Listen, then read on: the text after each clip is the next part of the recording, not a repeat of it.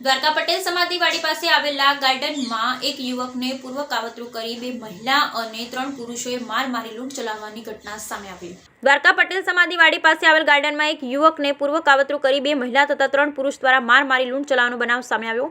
દેવભૂમિ દ્વારકાના પટેલ સમાજવાડી સામે ગાર્ડનમાં 2 સ્ત્રી તથા 3 પુરુષે આરોપીઓને પૂર્વ આયોજન દ્વારા કાવતરા રચી ફરિયાદીને મન ફાવે તેમ ઢીંકા પાટુનો માર મારી ફરિયાદીનો મોબાઈલ ફોન ઝડપી લઈ ફોનનો પાસવર્ડ જાણી QR કોડ સ્કેન કરી 39,000 ઉપાડી લઈ લૂંટ કરનાર પોકેટ કોપ અને CCTVની મદદથી ઝડપી પાડવામાં આવ્યા। તેઓની પૂછપરછ હાથ ધરી જ્યારે આ ગુનેગારો દ્વારા અન્ય પણ એક વ્યક્તિ આ જ રીતે અવાવરૂ જગ્યા લઈ જઈ ઢીંકા પાટુનો માર મારી 4,000 સુધીની રોકડ રકમ છીનવી લીધી। જ્યારે દ્વારકા પોલીસ સ્ટેશનમાં નોંધાયેલ ગુનાના આધારે આરોપી રાહુલ જાલુભા જામ, સોનલ રાહુલ જામ, રમેશભાઈ કાંજીભાઈ સંગાર, સુનિતા કાંજીભાઈ સંગાર, સુમિત જીતેન્દ્રભાઈ ચિંતામણી આ 5 આરોપીઓની ધરપકડ કરી કાયદેસરની કાર્યવાહી હાથ ધરાઈ। Bureau report Lalit Shingadiya, Devbhumi Dwarka. ગઈકાલે તારીખ 19/11ના રોજ દ્વારકા જિલ્લાના દેવભૂમિ દ્વારકા જિલ્લાના દ્વારકા પોલીસ સ્ટેશન વિસ્તારમાં એક પોલીસ સ્ટેશને એક ફરિયાદ આવેલી હતી।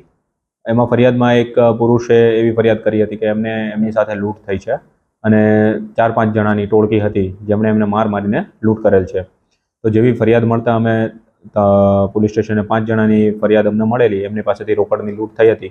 તો અમે ધાડનો ગુનો દાખલ કરેલો હતો અને જેવો ગુનો દાખલ થયો તાત્કાલિક પોલીસ સક્રિય થઈ ગઈ હતી। તપાસ હાથ ધરીને અમારા PI ભટ્ટ સાહેબે તથા તેમની ટીમ ડી સ્ટાફને બધા એક્ટિવલી કામગીરી કરતા હતા।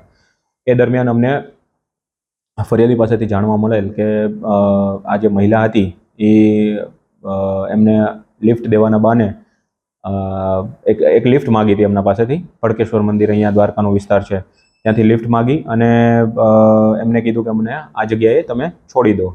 તો આ પુરુષે તેમને જ્યારે લિફ્ટ આપી ત્યારે એમને આ મહિલાએ તેમને એક લોભામણી લાલચ આપેલી હતી। જે લાલચના અસરમાં આવીને આ પુરુષ તેમની સાથે દૂર સુધી જાય છે, ત્યાં એમને ડ્રોપ કરે છે અવાવરૂ જગ્યાએ। જેવા અવાવરૂ જગ્યાએ પહોંચે છે ત્યાં એમના બીજા 5 જણાઓ જેમની ટોળકીના છે સભ્યો એ બધા ભેગા થઈને આ પુરુષ ઉપર તૂટી પડે છે, એમને બહુ માર મારે છે।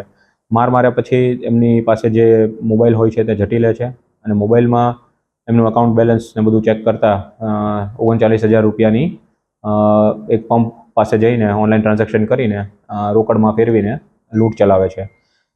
તો એ CCTV ચેક કરતા એક આરોપીની ઓળખ છતી થાય છે।